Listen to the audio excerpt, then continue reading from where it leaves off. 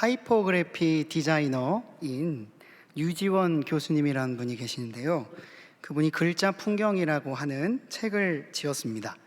그 글자 풍경이라고 하는 책에는 이런 대목이 있습니다. 점 하나를 찍는다 라는 말이 있다. 그저 점 하나를 찍는다는 것이 무엇이 그리 대단할까?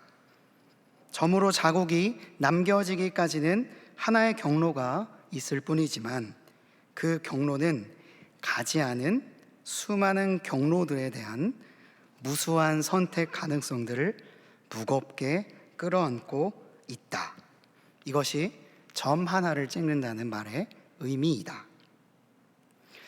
이런 말을 썼습니다. 음악에서는 작은 점 하나가 딱 악보에 찍히면 그것이 음이 되고, 그리고 그것이 모여 노래가 되죠. 문장을 종결하는 점 하나는 문장을 마무리 짓고 다음 문장을 시작하게 하면서 모이고 모여 책이 됩니다. 하나의 작은 점과 같은 씨앗은 땅에 심기어 결국에는 커다란 나무가 되죠. 이처럼 작은 점 하나일지라도 누군가에게는 인생을 결정할 기로가 되는 중요한 방점이자 위대한 도약을 위한 출발점이 되기도 합니다. 우리에게 한번 적용해 보죠. 어렵게 하나의 선택을 한 것을 점이라고 가정해 봅시다. 여러분들의 인생이 하나의 흰 바탕 종이인데 여러분들이 고민의 끝에 점이 하나가 찍힙니다. 그리고 또 다른 선택이 이어질 때마다 그 점이 하나씩 더해지기 시작합니다. 오늘 우리는 우리의 인생이라고 하는 종이 위에 어떤 점을 찍어야 하는지, 그리고 그 찍혀진 점들을 하나님께서는 어떻게 해석하고 있는지를 함께 나누어 보려고 합니다. 그리고 여러분들이 그동안 평생을 살아오면서 찍었던 수많은 점들이 여러분들에게 어떤 의미인가도 함께 생각해 보았으면 좋겠습니다. 점을 찍는다는 것이 의미가 있는 일이라는 것은 제가 방금 여러 이야기를 해드렸기 때문에 어느 정도 공감은 되실 것입니다. 근데 문제가 하나 있다면 우리는 우리의 앞일을 잘 모른다는 데에 있습니다. 내가 지금 찍은 이 점이 내 인생을 어떻게 바꿔놓을지 우리는 알지 못합니다. 지금 내가 찍은 점이 나에게 득이 될 것인가, 아니면 이것이 훗날 나에게 빚으로서 다시 꽂힐 것인가를 우리는 사실 잘 알지 못합니다. 예상하고 예측할 수는 있지만 완벽하게 알지는 못합니다. 그리고 특별히 이 점을 찍고 다음 저 점을 찍었는데 이 점과 요 점이 서로 상관이 없어 보일 때에는 어디에 더 강조점을 두어야 될까 고민하게 됩니다. 내가 주안점으로 두고 있는 그 점과는 다른 점들은 굳이 찍어야 되나? 라고 하는 생각이 들기도 하죠. 그리고 오히려 흰 바탕의 종이는 도대체 어디를 찍어야 잘 찍는 것인지를 잘 모르게 우리를 혼란스럽게 하기도 합니다. 미래를 알 수 있으면 참 좋으련만 내일 당장 일어날 일들을 알면 얼마나 좋을까 라고 하는 인간의 바람은 타임루프물이라고 하는 장르도 만들어내곤 했습니다. 오늘 찍은 이 점이, 아니면 10년 전에 내가 찍은 이 점이, 그 선택이 지금 나의 인생에 어떤 영향을 미쳤는지를 생각해 본다면 점을 찍는 일은 결코 쉬운 일이 아니다 라는 것을 생각해 볼 수 있을 거예요. 그것을 알 수 없기에 여러분들이 점을 찍는 그 순간에도요, 의심이 가득 담긴 채로 그냥 툭 찍게 되는 것이 우리의 모습인 것 같습니다. 그리고 또한 바쁜 현대사회는요, 우리에게 점을 잘 찍을 시간 자체를 잘 주지 않습니다. 점을 찍기도 전에 너 빨리 저기 찍어야 돼, 다른 사람 다 저기 찍고 있거든 라고 이야기하면서 우리를 재촉하면 우리는 생각을 하기도 전에 얼떨결에 거기에 점을 찍게 됩니다. 그러다 보니 이 점과 저 점이 서로 혼란스럽게 얽히고 설켜서 나중에 내가 언제 어디에 어떤 점을 찍었는지도 잘 생각나지 않게끔 혼란스럽게 되죠. 누군가의 외압으로 인해서 점을 찍는 경우도 있고, 다수가 은근히 그 점을 찍기 때문에 나도 발을 대듯이 점을 찍는 적도 있습니다. 또는 내가 이 점을 찍으면 반드시 손해를 볼 것이라는 걸 알고 있음에도 당장의 문제를 해결하기 위해서 돌이킬 수 없는 점을 찍기도 합니다. 그렇게 찍어놓은 점들이 너무너무 많아가지고 어디서부터 어떻게 시작되었는지, 어떻게 찍혀나갈지 도저히 파악조차 되지 않기도 합니다. 저도 이 말씀을 준비하면서 제 인생의 점들을 막 찍어보았습니다. 어떤 점은 크기도 하고 어떤 점은 작기도 하고 사방팔방으로 찍혀진 점들을 보면서 내 인생 진짜 혼란스럽다 라는 생각이 들기도 했고, 어떤 점은 잘못 찍은 것 같아서 수정을 하려고 덧칠을 하다 보니까 되게 덧칠을 하면 잘 안 그려지죠. 점이 점점 커지거나 아니면 내가 생각했던 점의 모양이 아니어서 굉장히 지우고 싶은데 라는 생각이 들 만큼의 저의 선택도 있었습니다. 계속해서 점에 대한 이야기를 하고 있는데요, 기독교인들은 그럼 어떻게 생각하는 사람들일까? 기독교인들은 특이하게도 하나님의 말씀에 근거하여서 이 모든 점들이 다 주님 안에서 연결된다고 하는 믿음을 갖고 있습니다. 이게 제 생각이 아니고요, 하나님의 말씀에 근거하여서 이런 생각들을 발전시켜 나가곤 합니다. 로마서 8장 28절 말씀을 함께 한번 읽어보겠습니다. 우리가 알거니와 하나님을 사랑하는 자 곧 그의 뜻대로 부르심을 입은 자들에게는 모든 것이 합력하여 선을 이루느니라. 아멘. 이것은 단순히 이 사람과 이 사람이 마음을 모아서 협업을 하였다라고 하는 의미로도 해석될 수 있지만, 그의 뜻대로 부르심을 입고 하나님의 사랑을 힘입은 자는 내가 찍었던 모든 점과 점들이 다 연결되어 합력하여 선을 이룬다라고 하는 의미로 받아들여도 무방할 겁니다. 내가 인생에서 찍었던 모든 점들이 그냥 점과 점을 나열하고 흩뿌려지는 점들로 남는 것이 아니라, 어떤 하나의 완벽한 점을 만들지 못하고 파편처럼 흩어지게 점이 찍혀 있을지라도 선하신 주님께서 우리의 모든 점들을 모으고 모아 하나의 모퉁이돌을 만들어 주신다는 것이 기독교인들이 가지고 있는 아주 오래된 믿음 중에 하나입니다. 내가 했던 신앙적인 행동, 누군가를 위해 했던 희생이나 누군가를 위해 중보했던 경험들, 내 시간을 들여서 누군가를 돕거나 누군가를 위하여서 나의 인생의 아주 중요한 부분을 떼어주면 그런 것들이 다 낭비고 필요 없는 것이 아니라 하나님의 거대한 그림 안에서 이 모든 점들이 연결되는 순간을 반드시 보게 될 것이다 라고 하는 것이 성경이 우리에게 말하고 있는 희망입니다. 나는 그냥 점들을 찍었고 그것이 다 혼란스럽게 흩어져 있다 라고 생각할지 모르지만, 하나님께서는 이 모든 점들을 하나로 연결시켜 주시고 이것을 통해 나라고 하는 사람을 아름답게 빚어가신다.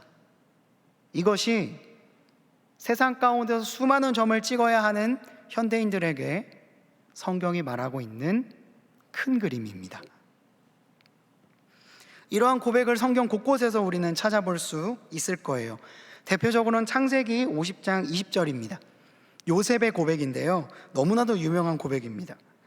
당신들은 나를 해하려 하였으나 하나님은 그것을 선으로 바꾸사 오늘과 같이 많은 백성의 생명을 구원하게 하시려 하셨나니.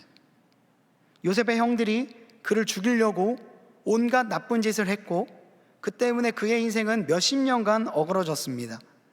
그러나 모든 것들이 다 지난 후에 그는 자신의 삶을 이렇게 고백하는 거예요. 형들이 나를 해하려 하였으나 하나님께서는 그것을 선으로 역전시키시사 나를 통해 수많은 사람들을 구원하는 발판으로 삼으셨다. 지난 시간 동안 내 인생에 찍혀져 있던 수많은 점들을 해석하고 그것을 연결할 수 있는 믿음을 요셉이 가지게 되자 그동안 살아왔던 모든 인생이 헛된 것이 아니라 하나님의 큰 그림이었다는 것을 발견하게 된 겁니다. 이러한 성경의 기조는요, 시편 30편 5절 저녁에는 울음이 깃들지라도 아침에는 기쁨이 오리로다. 시편 126편 5절 눈물 흘리며 씨를 뿌리는 자는 기쁨으로 거두리로다 와 같은 말씀들로 재해석되어서 신자들에게 지금까지도 전해지고 있습니다. 그 외에도 예로 들자면 너무나도 많습니다. 욥도 그러했고 수많은 성경의 인물들이 알 수 없는 점들이 다 하나로 모이는 순간들을 경험했던 것이죠. 결국 이 모든 말씀들이 우리에게 하고자 하는 메시지는 하나입니다. 아직 끝나지 않았다. 오늘 우리가 찍은 점은 헛된 것이 아니다 라고 하는 이야기를 하고 있는 것입니다. 혹시 어젯밤 우셨습니까? 힘든 일이 있어서 남몰래 혼자 울었던 그 울음을 그저 울음으로만 끝내지 않으시겠다라고 하는 약속이 성경 안에 담겨 있습니다. 어제 누군가를 위해 무언가를 위해 열심히 땀방울을 흘리셨습니까? 그것이 그냥 사라지는 노력이 아니라 언젠가 만들어질 하나님 나라에 귀하게 사용하시겠다라는 메시지가 성경 안에 담겨 있는 것이죠. 주님을 의지하며 나아갈 때 모든 것이 합력하여 선을 이룰 것이다 라고 말씀하고 있습니다. 저는 이러한 성경의 메시지를 마음에 품고 하루하루를 점을 찍는다는 생각으로 살아가고 있습니다. 여러분들 또한 오늘 말씀을 듣고 여러분들의 모든 삶에 하루하루에 점을 찍어가는 여러분들이 되었으면 좋겠습니다. 흔히요, 기독교의 가장 큰 가치를 믿음과 소망과 사랑이라고 말합니다. 그런 가치를 세상 가운데서 실현하려고 하다 보면요, 보람되는 순간들은 많지만 부담되는 순간이 더 많은 것 같습니다. 친구들에게 아니면 직장에서 만난 사람들에게 믿음, 소망, 사랑이라고 하는 교회의 아름다운 가치를 어떻게든 실천하려고 노력하다 보면요, 때로는 그러면 너무 손해가 될 것 같은데 라고 하는 생각들이 찾아오기 마련이라는 거죠.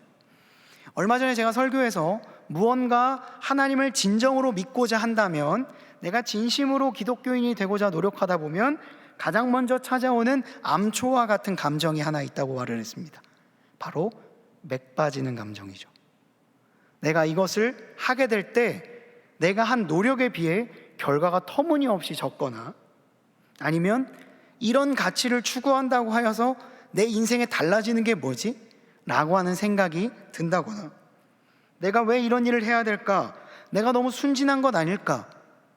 똑똑한 사람들은 이런 선택하지 않던데 라는 생각들이 찾아온다는 것이죠. 즉, 내가 한 선택이요, 내가 찍은 점이 굉장히 가치 없게 느껴지는 순간이 우리에게 찾아온다는 것입니다. 내가 찍은 점이 하나도 나에게 도움이 되지도 않고 사람들을 기쁘게도 하지 못하는 일들을 발견할 때마다 참으로 맥이 빠지게 됩니다. 그야말로 이것은 헛된 것이 아닐까라는 생각이 찾아온다는 거죠. 이러한 생각은요, 하고자 하는 마음을 접게 만들고요, 그리고 두 번째로 진짜로 이것이 좋은 것인지 아닌지를 미처 확인하기도 전에, 그것을 증명해 보기도 전에 애시당초 그런 일을 하지 않게끔 만들어 버리기도 합니다. 사실 이러한 상황은요, 비단 신앙생활에서만 일어나는 일은 아니라고 생각을 합니다. 공부도 그렇고 미래를 위한 준비도 사실 다 이런 갈등 가운데 있다고 생각을 해요. 그런데 하물며 믿음, 소망, 사랑을 실천하려고 할 때 그 암초는 얼마나 더 크게 우리에게 다가오겠습니까?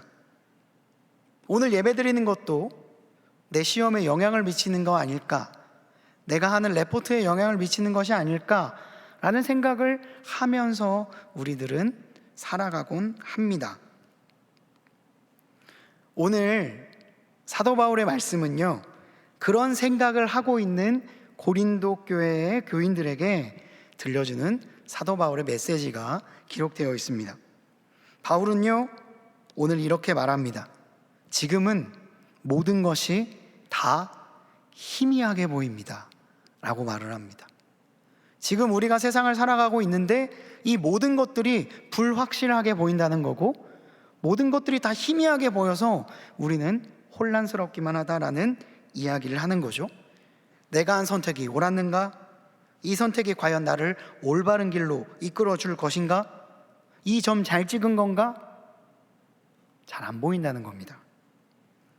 그래서 아직 우리는 부분적으로 알고 부분적으로 예언하면서 살아갈지 모르지만, 이것이 우리의 지금 현재 상황인데 온전한 것이 올 때에는, 온전한 하나님이 오실 때에는, 그리스도인이 바라고 있는 하나님이 이 땅에 하나님의 나라를 도래하는 순간이 올 때에는 부분적으로 알고 있던 모든 것들이 다 사라질 것이다 라고 하는 이야기를 하고 있는 겁니다.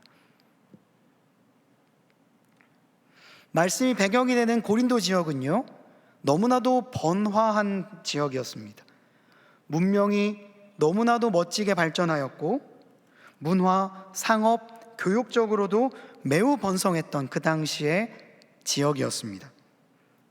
그러다 보니까 그곳에서 신앙생활을 하고 있는 그리스도인들은 자연스레 내적인 혼란이 있을 수밖에 없었어요.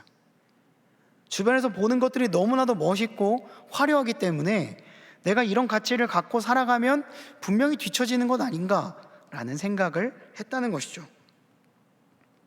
성공, 번역, 쾌락이라고 하는 가치들은 고린도 지역에서는 미덕에 가까운 것이었습니다. 누구든지 성장할 수 있고 누구든지 번영할 수 있고 누구든지 쾌락을 즐길 수 있는 도시 고린도였습니다. 그런 가운데에서 사랑, 믿음, 소망, 그리고 하나님의 나라, 이런 말들을 한다는 거는요, 야, 너 어느 시대에 살고 있는 거야? 지금 누가 그런 걸 해? 라는 이야기를 듣기에 쉽상이었던 도시에 고린도 교회 교인들이 살고 있었다는 거죠. 그리스도인들이 추구하는 이 가치보다 그 동네에서 표방하는 가치들이 훨씬 더 선명하게 보였습니다. 훨씬 더 분명하게 보였습니다. 훨씬 더 멋있게 보였던 것이죠. 그래서 그 안에서 나는 어떤 걸 선택해야 되지? 어떤 점을 찍어야 되지? 고민하는 이들이 고린도 교회의 교인들이었어요. 그러다 보니 교회 안에 늘 시끌시끌한 문제가 있었습니다. 그런 세상의 번영과 성공의 가치를 교회로 가지고 와서 지금 기독교 이렇게 하면 안 됩니다. 그들과 함께 손잡아서 우리도 그들의 발을 맞춰야 됩니다 라고 하는 사람들이 있었고, 고린도에서는 통했는데 왜 교회에서는 이게 통하지 않느냐며 울상인 사람들도 있었던 거예요. 그런 수많은 그리스도인들에게 바울은 해줘야 될 이야기가 있었던 겁니다. 그래서 오늘 이런 말을 기록하고 있는 거죠. 당시에 그리스도인들은 그리스도의 사랑으로 자신의 시간을 내어놓고 타인을 위해 헌신할 뿐만 아니라 서로를 위해 목숨을 바치는 일까지 하고 있었습니다. 그들이 추구하는 하나님의 나라는 나만을 위해 사는 것이 아니라 다른 사람들과 함께 동역하며 오히려 헐벗고 굶주린 이웃들을 돕고 자신의 것을 내어주는 것을 아름다운 가치로 삼고 있었던 것입니다. 그런 사람들에게 고린도에 살고 있는 사람들이 이렇게 물었을 겁니다. 너희는 도대체 왜 그런 선택을 하고 있는 거야? 너희는 뭘 얻으려고 이런 일들을 하고 있는 거야? 시간 안 아까워? 이런 이야기들을 하는 거죠. 너희는 왜 너희의 시간을 들이고 심지어 너희의 목숨을 바쳐가면서 남을 돕는 것이냐? 너희가 말하는 그리스도의 사랑이라는 것이 도대체 무엇을 주기에 너희는 그런 삶을 살고 있는 거야? 그런 질문을 하는 사람들에게 바울은 비록 우리가 추구하고 있는 믿음, 소망, 사랑이라고 하는 가치들은 지금은 희미하게, 아니 없는 것처럼 보일지 모르겠지만, 온전한 하나님, 그 하나님의 나라가 이 땅에 도래하는 순간 상황은 역전될 것이다. 그리고 잠깐 있다가 없어질 이 세계 말고 영원토록 우리에게 예비된 하나님의 나라가 오면 지금 있는 것들은 만족의 축에도 못 끼게 될 것이다 라는 이야기를 하고 있는 것이죠. 그때가 되면 선명해 보였던 세상의 가치들은 그 빛을 잃게 될 것이고, 희미하게만 보였던 믿음과 소망과 사랑이라고 하는 교회의 가치들은 오히려 훨씬 더 선명하게 드러나게 될 것이다 라고 말했던 겁니다. 사도 바울은 이전에 그런 고린도의 사람들이 추구하고 있는 가치들을 가장 맨 앞에서 추구하는 삶을 살았던 사람입니다. 그러다 보니 이것이 얼마나 허무한지를 알고 있었던 것이죠. 그래서 사람들에게 이렇게 말합니다. 내가 어렸을 때에는 말하는 것이 어린아이와 같았고, 깨닫는 것이 어린아이와 같았고, 생각하는 것이 어린아이와 같다가 장성한 사람이 되어서는 어린아이의 일을 버렸습니다. 그가 말하는 어린아이, 이 말은 그가 그동안 자신이 최고로 여겼던 율법, 그리고 수많은 비기독교적인 가치들을 자신의 최고의 가치로 여겼던 바울이었기에 복음이 오자 이 모든 것들이 초등학문으로 변하게 되었다는 고백에 근거한 말입니다. 어린아이는 우리가 생각하는 그냥 어린아이가 아니라 하나님의 놀라운 지식을 알지 못하는 상황에 놓인 것을 비유하는 것이고, 장성했다는 것은 그 하나님의 놀라운 은혜를 경험한 나는 이전에 내가 자랑하던 모든 것들은 다 버려도 상관없다 라고 하는 이야기를 하고 있는 겁니다. 바울 스스로가 가장 세상의 가치를 추구하는 삶을 살아왔기 때문에 절절하게 그들에게 자신의 이야기를 하고 있는 것이죠. 어떤 점을 찍어야 될까? 내가 지금 찍은 이 믿음, 소망, 사랑의 점들이 헛된 것이 아닐까라고 생각하고 있는 사람들에게 바울은요, 아니야, 네가 지금 희미하게 보여서 그래. 그것이 분명하게 보이는 것을 알게 되는 순간 너는 주저함없이 그 점을 찍게 될 거야 라는 이야기를 하고 있습니다. 그러면서 고린도전서 13장 12절에 이렇게 말합니다. 우리가 지금은 거울로 보는 것 같이 희미하나 그때에는 얼굴과 얼굴을 대하여 볼 것이요, 지금은 내가 부분적으로 아나 그때에는 주께서 나를 아신 것 같이 내가 온전히 알리라. 우리의 인생을 우리는 사실 잘 모릅니다. 어떻게 흘러갈지, 내가 50대가 되었을 때 나는 어떤 삶을 살게 될지 예상은 할 수 있지만 사람의 인생은 한치 앞을 모르는 것이 사실입니다. 그러나 주님을 붙잡고 있으면, 그 주님 안에서 믿음으로 점을 찍어 나가면 훗날 그것이 어떤 점이었는지, 그리고 이것이 지금 나의 인생에 어떤 영향을 끼치게 되었는지를 더 분명하게 볼 수 있는 순간이 반드시 오게 될 것이다. 사도 바울은 확신하고 있는 것입니다. 그리고 그동안 찍었던 점과 점들이 점점 선이 되는 역사가 일어나게 될 것이고, 그때에 우리는 점점 더 선명한 우리의 블루프린트를 보게 될 것이다 라고 하는 것을 이야기하고 있는 것입니다. 제가 이런 생각을 계속 하고 있다 보니 한 지체가 예상치 못한 취업을 하게 되었다는 이야기를 듣고, 이게 내가 생각했던 것과는 좀 다른데 라는 생각을 하고 있을 때 저에게 이런 카톡을 보내서 제가 답변을 이렇게 한 적이 있습니다. 네. 거의 뭐 연결 뭐 이런 말을 하고 있는 건데요. 우리가 찍었던 점들이 다 모여서 선이 될 테니 지금 내가 하는 그 일이 우리와 그다지 상관없는, 나의 인생에 그다지 상관없는 일일지라도 그 경험은 너의 인생에 있어서 너무나도 중요한 경험이 될 거니까 일단 믿고 가보자 라고 하는 이야기를 했던 겁니다. 저는 성경에 근거하여 제가 하는 모든 행동이나 내가 찍은 모든 점들은 하나님의 나라를 위해 찍는 귀중한 점이라는 것을 믿습니다. 혹시 여러분들은 여러분들의 인생을 돌아보았을 때 내가 찍은 점들이 어떻게 보이시나요? 그때 그걸 했으면 안 되는데, 그때 그 선택은 아니었어, 그것 때문에 내가 지금 이렇게 된 거야, 혹시 생각하고 있지 않으십니까? 그러나 우리가 행여나 잘못 찍었을지라도 인간이기 때문에 그 점을 예상치 못한 좌표에 찍었을 수도 있잖아요. 그럼에도 불구하고 하나님께서는 결국엔 그 모든 것들을 다 합력하여 선을 이루시는 분임을 꼭 믿으시기를 바랍니다.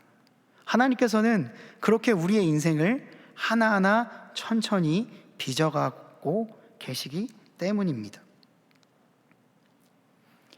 프랑스의 화가인 조르주 쇠라가 이 방법을 개발했고, 친구인 폴 시냐기 이로 인해 더 발전하게 된 화풍이 있습니다. 바로 선으로 그림을 그리는 게 아니라 점을 찍어서 그림을 그리는 점묘법입니다. 종종 점묘법으로 그려진 그림들을 많이 보았을 거예요. 이것은 일단 일일이 점을 찍어야 되기 때문에 엄청난 시간이 든다고 합니다. 그러나 장점은 적은 색으로 효율적인 명암을 나타낼 수 있는 장점이 있다고 해요. 한 사람의 인생을 그림으로 비유한다면 우리의 인생이 그려지는 방법은 아마도 점묘법이 아닐까라는 생각을 해봤습니다. 스케치가 먼저 그려지면 너무 좋죠. 다 스케치 다 그리고 싶습니다.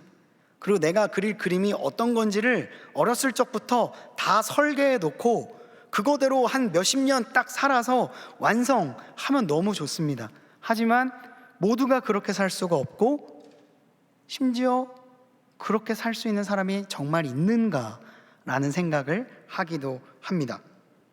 내가 가야 할 길, 방향이 다 정해져 있고 무엇보다 그것이 확실한 것을 우리에게 보증해 준다면 너무나도 좋겠지만 우리의 인생은 정말 한치 앞을 알 수가 없습니다. 지금 엔데믹이 된 것도 약간 의아한데 언제 또 팬데믹이 될지 모르는 것이 우리의 삶 아니겠습니까? 그래서 우리는 알지 못하지만 계속해서 점을 찍는 것 같아요. 그렇게 하루하루를 보냅니다. 이 점을 계속 찍다 보면 이 그림이 어떻게 그려질지, 이게 내가 생각했던 그 모습대로 그려질지, 사람들에게도 인정받고 스스로에게도 만족을 줄 수 있는 그림이 될지 사실 잘 모르면서 찍고 있는 거죠. 아니면 다 그렸는데 다 그리고 나서 보니까 평범하기 그지없거나, 아니면 이게 뭐야? 라고 누군가가 말할 만큼 그런 그림이 되면 어떡하지? 라는 생각이 우리에게 찾아오지만 그래도 점을 계속 찍고 있는 것이 우리의 삶인 것 같습니다. 2019년 10월 28일 주일 저녁 7시에 저는요 스위스에서 독일 디셀도르프에서 사역을 마치고 스위스로 집으로 돌아가는 비행기를 타고 있었습니다. 제가 그때 스위스에 잠깐 살았는데 그때 비행기를 타고 주일날 사역을 했었거든요. 돈이 많아서는 아니었습니다. 그런데 매일 주일마다 7시마다 비행기를 타고 가는데요, 창밖을 이렇게 보고 있는데 날씨가 너무 흐린 거예요. 안 그래도 유럽은 많이 흐리잖아요. 궂은 날씨로 인해서 앞이 잘 보이지 않는 겁니다.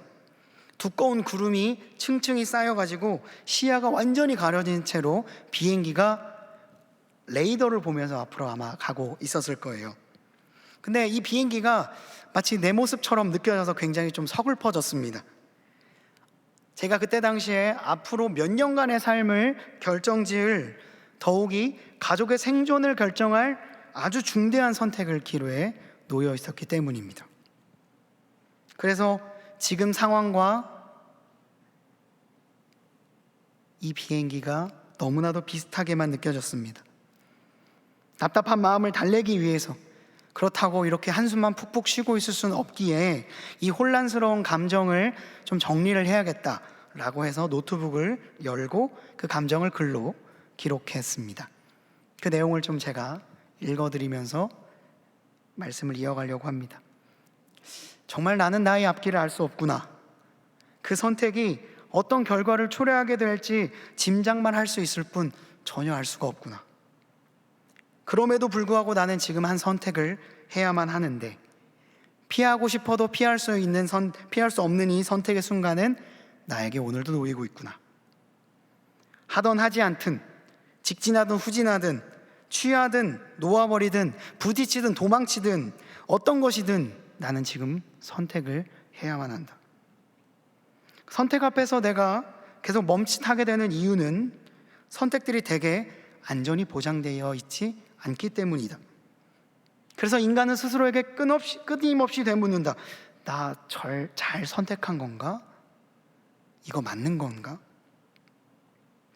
우리를 더 곤욕스럽게 하는 것은 단순히 선택한 그 행동뿐만 아니라 그 선택 이후에 우리에게 다가오게 되는 책임이다. 더욱이 내가 한 선택이 가족들의 앞길을 바꿔놓는다는 생각만 하면 마음이 짓눌려서 답답해서 죽을 것만 같다. 물건의 값이 있듯 선택에는 책임이 따른다. 이처럼 선택은 필연적으로 우리 앞에 서지만 아주 작은 선택도 절대 허투루 할 수 없기 때문에 나는 늘 선택의 순간 앞에서 초심자가 되어버린다. 그것이 나의, 그리고 우리 모두가 겪고 있는 슬픈 숙명이다. 이 글을 쓰는 지금 나는 또 하나의 선택의 기로에 놓여 있다. 비행기의 창밖에 희뿌연 구름 같은 가림막이 내 앞길을 완전히 가로막고 있다. 이것이 이 선택이 나에게 성장의 시간이 될까? 아니면 또 하나의 좌절이 반복되는 사건으로만 남을 것인가? 나는 오늘도 늘 설 때마다 불편하고 좀처럼 익숙해지지 않는 낯선 그 지점에 서 있다. 그때 당시에 굉장히 많은 고민을 하고 있었던 것 같습니다. 그 글을 다시 읽어보니까 그때가 생생하게 기억이 날 정도입니다. 그렇게 저는 한 2주간의 긴 고민 끝에 한 가지 선택을 하게 되었습니다. 그 선택이 무엇인지 아십니까? 청년 엑츠브리지에 부임하는 것이었습니다. 2019년 12월 첫 주, 저는 여러분들과 함께 인사를 나누고 사역을 시작했습니다. 그 고민을 한 지 한 달 후에 모든 것을 정리하고 한국으로 돌아왔죠. 그로부터 2년 7개월의 시간이 지났습니다. 그동안 정말 많은 일들이 있었어요. 정말 행복하고 보람된 순간들도 많이 있었지만 정말 두렵고 긴장되고 도망가고 싶은 순간도 많이 있었습니다. 너무나도 하고 싶고 원하는 일들을 하기도 했지만 가급적 하기 싫은 일들도 해야만 했습니다. 수없이 웃었습니다. 그러나 수없이 울었습니다. 그렇다면 그때 나의 선택은 옳았던 것인가? 아니면 잘못된 것인가? 놀랍게도 2년 7개월이 지난 지금 두려움에 휩싸여 찍었던 그 점은 그동안 지금까지 제가 찍어왔던 모든 점들과 하나로 합쳐지며 은혜라는 단어로 귀결되었습니다. 그동안 찍어왔던 수많은 점들, 이 그림이 그려질지도 모르고 알지도 못한 채 찍어왔던 모든 점들이 나중에 돌아보니 나의 신앙 고백이 되어 있었고, 그리고 아름다운 공동체에서 사역을 할 수 있다는 감사의 기도 제목으로 바뀌어 있더군요. 제가 청년 엑스브릿지에 부임할까 말까를 고민했던 건 단순히 이 공동체가 좋으냐 싫으냐의 문제는 아니었습니다.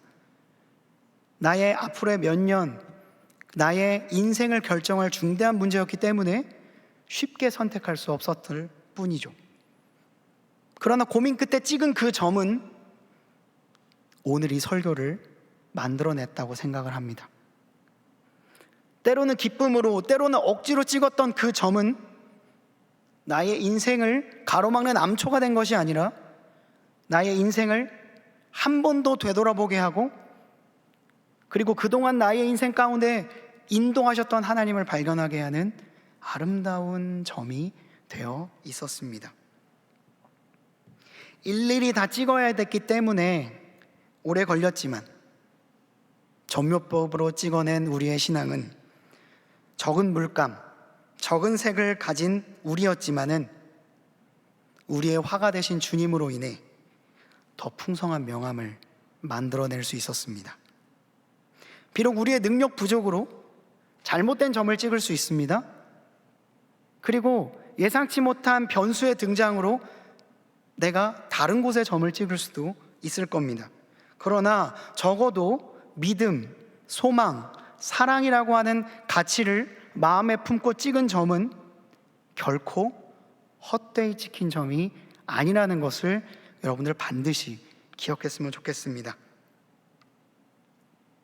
그때에 하나님의 나라가 도래하는 그때에 마가복음 4장 30절에서 32절의 말씀은 그 점을 찍었던 우리에게 일어날 일에 대해서 이렇게 말씀하고 있습니다. 우리가 하나님의 나라를 어떻게 비교하며 또 무슨 비유로 나타낼까? 겨자씨 한 알과 같으니 땅에 심길 때에는 땅 위의 모든 씨보다 작은 것이로되 심긴 후에는 자라서 모든 풀보다 커지며 큰 가지를 내나니 공중의 새들이 그 그늘에 깃들일 만큼 되느니라.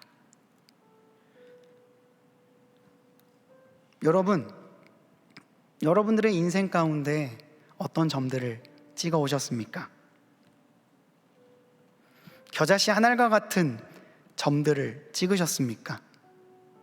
그러다 정신없이 다른 곳을 돌아다니다가 그 점이 언제 찍었는지도 모르고 시간이 많이 흘러버리셨습니까?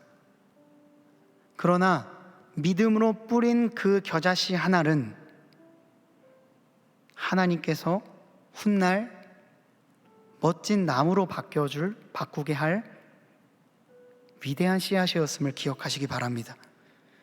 여러분들이 살면서 찍었던, 정말로 누군가를 위해 나를 희생해가며 찍었던 그 점, 가족을 위해 나를 소진하면서 찍었던 그 점, 누군가의 영혼을 살리기 위해 나의 모든 것들을 제한하면서 찍었던 그 점, 아니면 어떻게든 의미 있는 인생 살아보려고 노력하고 애쓰고 수고하다가 찍었던 그 점, 하나도 헛되지 않습니다. 단언컨대 헛되지 않습니다. 혹여나 그것이 실패였을지라도 하나님께서는 나의 모든 슬픔을 선으로 바꾸사 훗날 여러분들을 통해 하나님의 나라가 확장되는 경험을 반드시 하게 하실 것입니다. 그것이 신자가 가지고 있는 기대이자 우리가 한치 앞을 알 수 없는 인생임에도 불구하고 주저함 없이 그 점을 찍을 수 있는 근거입니다. 여러분, 우리의 인생은 너무나도 불투명합니다. 모든 것이 희미합니다. 그러나 기억하십시오. 온전한 그분이 오시는 그날, 그 믿음을 가지고 점을 찍었던 모두는 점점 더 선명해진 하나님의 나라를 보게 될 것입니다. 그리고 그때 여러분들의 인생이 하나의 완벽한 그림이 되어 하나님 앞에 올려지고 여러분들은 그 완성된 아름다운 그림을 반드시 보게 될 것입니다. 그러니 오늘도 점을 찍으십시오. 때로는 오솔길과 같은 곳으로도 들어가 보십시오.